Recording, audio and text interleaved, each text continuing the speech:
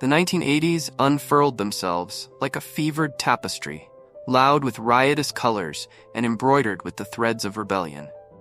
It was an era of unrestrained indulgence, where audacity and artifice danced hand in hand, and nowhere did this spirit rise more theatrically than atop the heads of those who lived through it.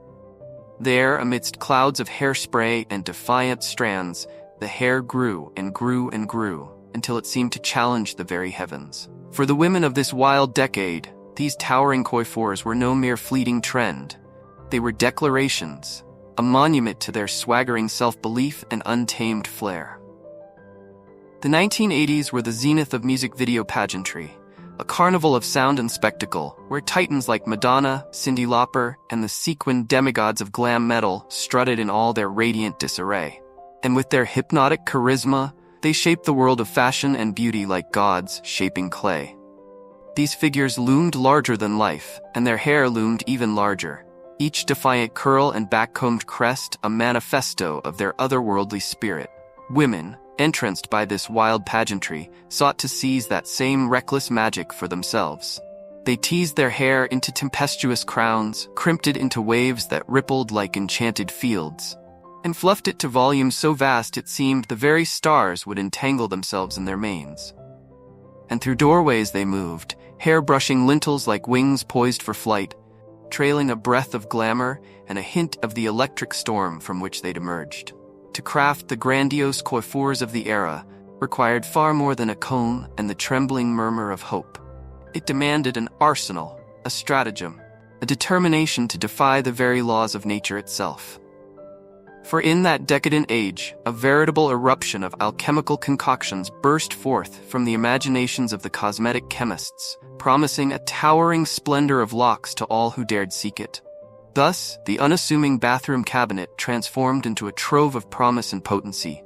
Mousse, with its airy defiance of gravity, gel, thick and mercurial, to sculpt and freeze, and above all, hairspray, that shimmering mist of control, ready to encase even the wildest mane in a shell of indomitable resolve. Of these, none ruled with such tyrannical mastery as Aquanet, whose very name whispered of marine power and steadfastness in the face of the elements.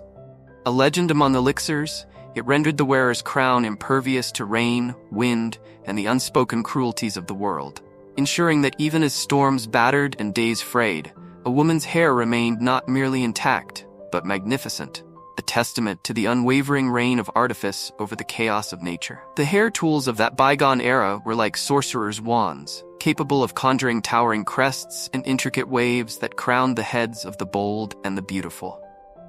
The curling iron and the crimper, a pair of essential artifacts, were wielded with precision to sculpt the undulating manes that came to define the audacious spectacle of the 1980s. Yet one mustn't overlook the humble teasing comb, that slender scepter which coaxed locks skyward until they defied the very laws of nature, achieving a height that seemed almost to challenge the stars themselves. In those days, the media was not a mere observer of trends, but a kind of wizardry all its own, enchanting the public with visions of grandeur and elegance. Magazines like Vogue, Cosmopolitan, and 17 held up a mirror to this brazen decade, their glossy pages capturing the glory of hair that swelled like a stormy sea. On the covers, models and starlets gazed out with eyes half-lidded in allure, their coiffures great rolling mountains of curls and volume.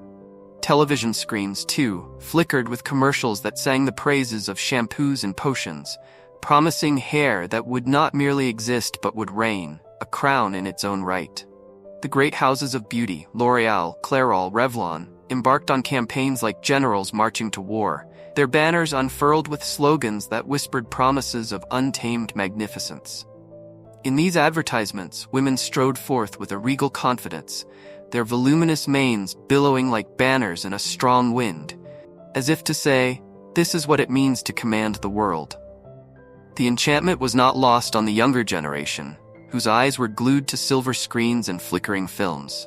In the likes of 16 Candles and Pretty in Pink, actresses such as Molly Ringwald appeared, their hair like a halo of hope and rebellion, both of the moment and beyond it, a beacon for those who were young and yearned for expression.